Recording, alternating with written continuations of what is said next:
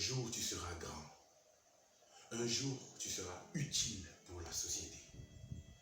Un jour, toi aussi, tu seras responsable d'une grande famille. Quel genre d'homme voudrais-tu être? Demandant un homme à son fils. Quel genre de leader voudrais-tu être? Quel genre de responsable voudrais-tu être? Son fils, il reste comme ça. Il fait quelques 2 ou 3 secondes et il répond.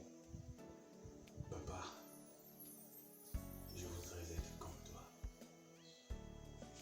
Bah, le père était tout ému. Et il demande à son fils, pourquoi tu veux être comme moi? Quel est le point sur moi qui t'intéresse? Il a dit tout simplement, parce que tu es toujours là pour moi. Et son fils n'avait que 7 ans. Il n'avait que 7 ans en fait. Tu es toujours là pour moi.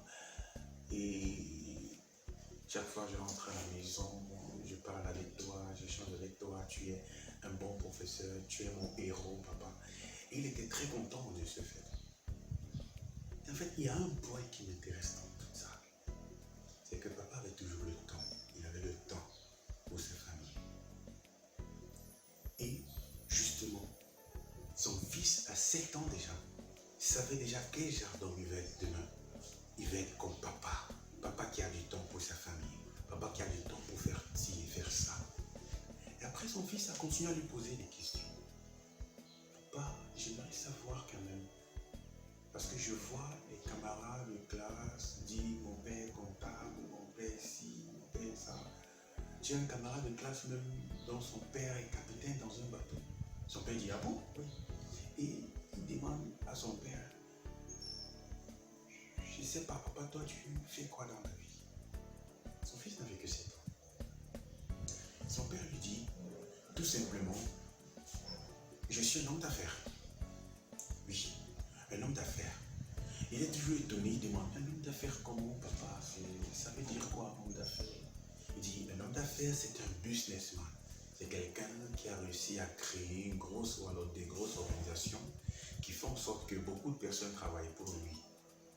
Et c'est pour ça, donc, mon fils, que je peux parfois passer toute une demi-journée avec vous, parfois passer du temps avec vous, voyager avec vous.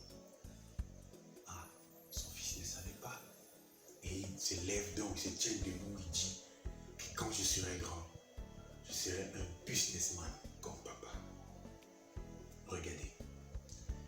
Son père lui a dit, assieds-toi fils, et écoute, être un businessman comme papa, ça voudrait dire que tu dois sacrifier une grosse partie de ta jeunesse.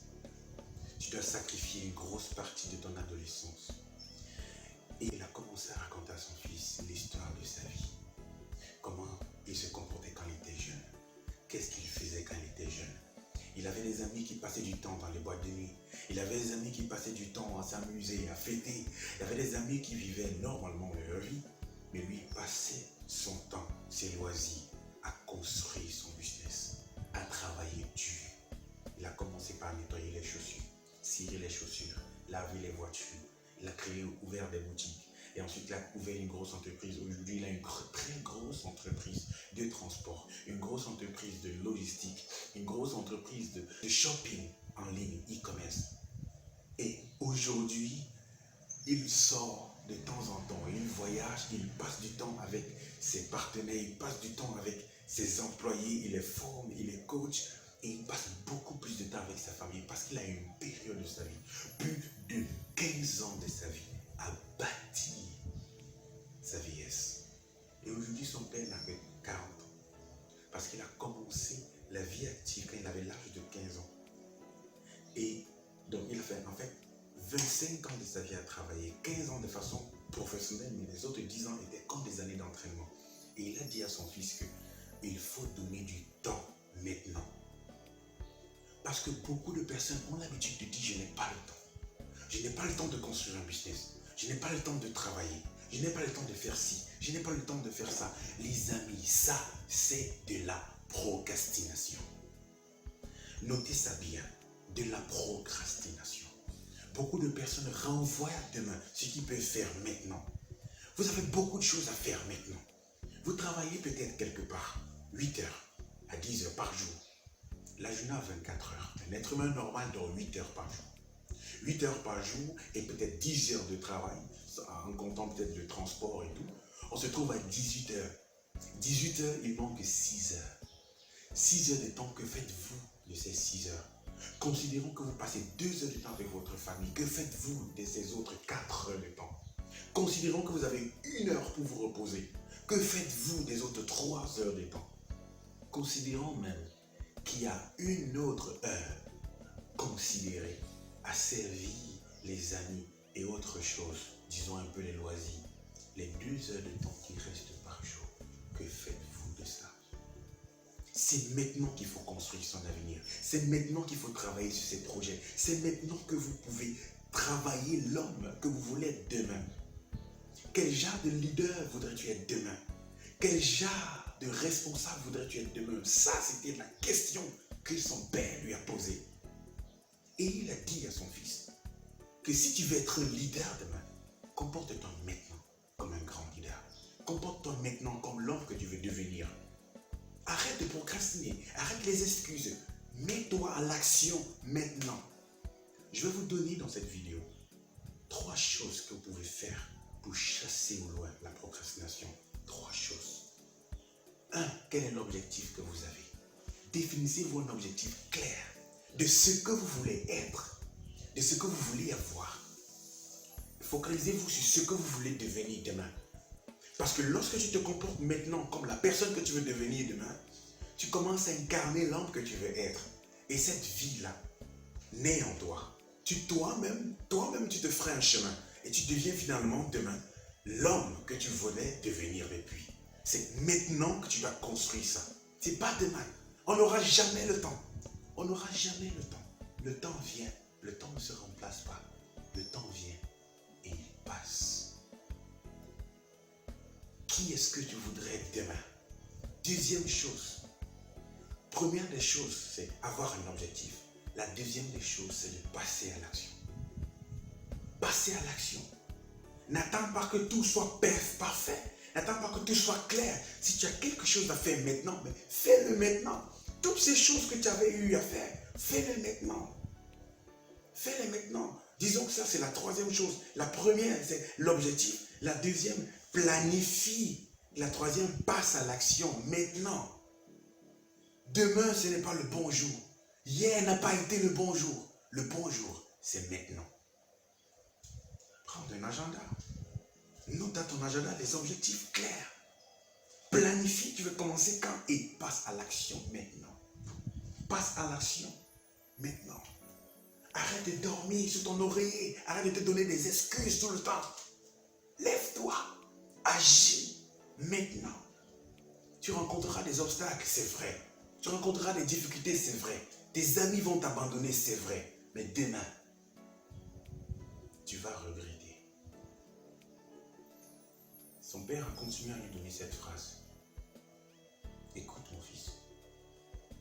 Peut-être cette phrase aussi va changer ta vie. C'est cette phrase qui m'a boosté et a fait de moi l'homme que je suis aujourd'hui. Il lui a dit,